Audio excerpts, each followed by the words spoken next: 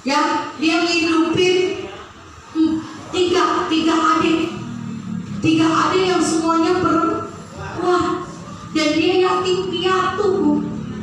Dia kadang-kadang adiknya di kampung, dia merantau ke sini, Bu, dari SD mau naik SMP, dan sekarang dia cerita sama saya, alhamdulillah Bu Nina, saya bangga walaupun saya cuma supir, tapi adik saya berhasil semua.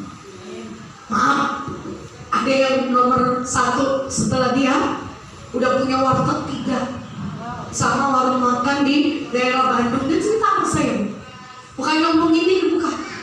Adik yang nomor 2 suaminya punya kapal, disewain, Bu, berlur pasir.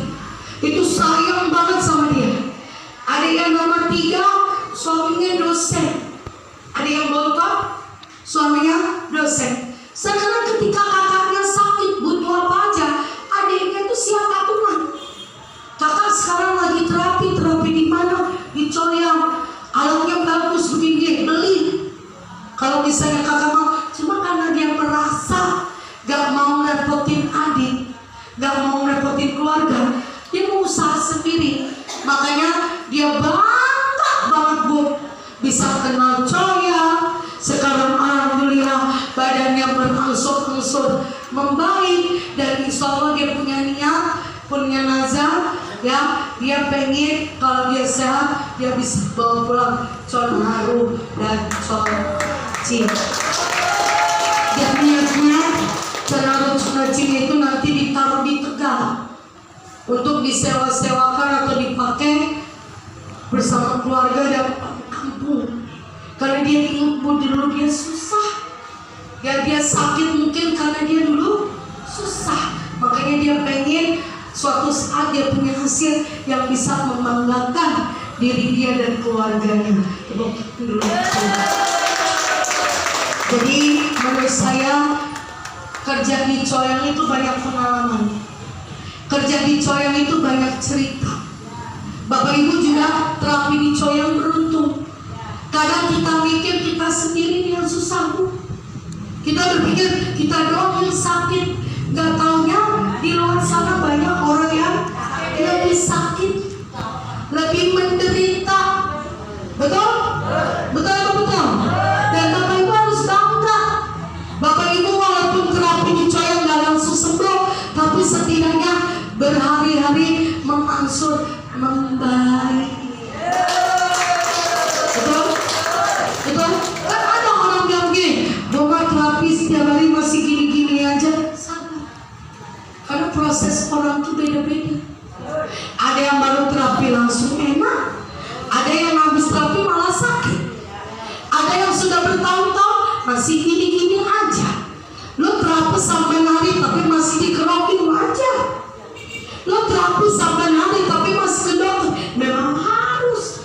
Siapa yang mau ke dokter? Coyang gak pernah melarang ibu pergi ke dokter. Coyang gak pernah melarang bapak ibu untuk berobat. Coyang juga gak pernah melarang ibu untuk minum obat. Betul? Tapi paling tidak dengan terapi, racun-racun di dalam tubuh kita sedikit demi sedikit dikeluarkan.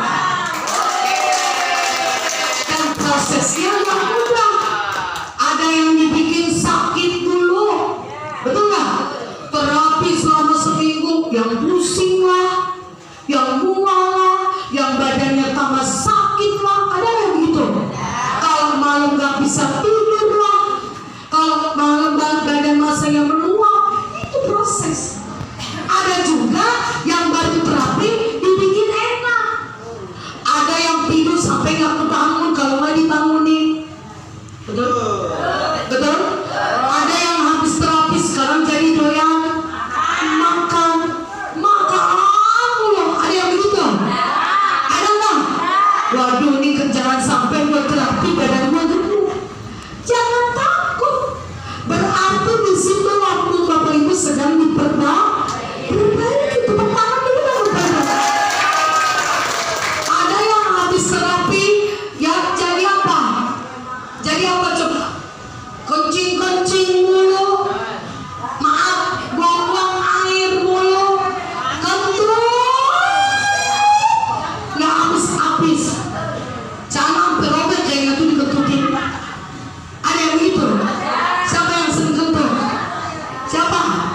Siapa?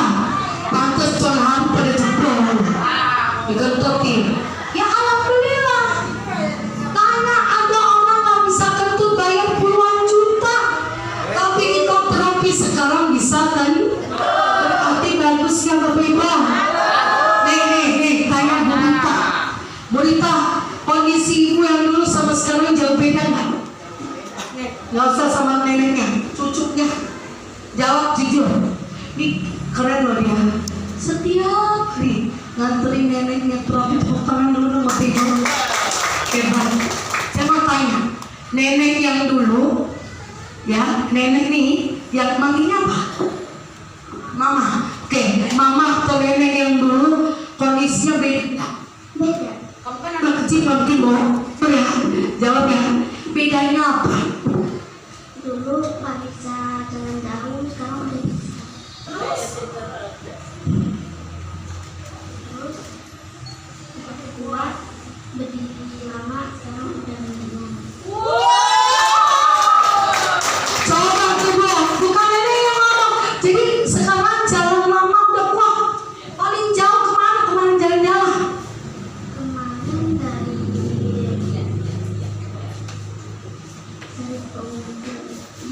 Pelumpung kemarin Diajak jalan-jalan. Diajak kemana? ke Pelumpung. Diajak ke Pelumpung. Biasanya nggak kuat. Biasanya lemas. Biasanya gampang capek. Iya. Sekarang Sekarang nggak gampang capek, udah kuat. tidurnya gimana? Tidurnya sekarang gimana? Tidurnya sekarang udah nyenyak. Tadinya Kebangun mulu. tadinya sedikit kebangun, dikit-dikit kebangun. Emang kamu tidurnya sama mama? Iya. Jadi keganggu. Iya. Kalau sekarang Udah nggak? ngorok nggak? Nggak. Tidurnya pulas. Pulas. Enak. Beda. Beda. Tepuk tangan. Ya. Ini emang cucunya lemes ketinggalan. Kenapa? Keganggu. Oh. Jadi kata neneknya kemarin keganggu ya. Sekarang luar biasa.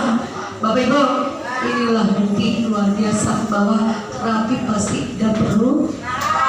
Tepuk tangan dulu dong Bapak Ibu. Dan dede ini hebat. Ditinggal mamanya merantau. Tinggalnya jauh. Merantaunya bukan di Indonesia lagi. Udah merantaunya ke Kamboja. Jadi jarang ketemu sama ibu. Dan luar biasa ini dia dekat sama nenek. Dan sekarang dia merawat neneknya kemana-mana, bareng ya kemana-mana dijaga. Bahkan maaf sayang, kamu sakit apa nak kemarin?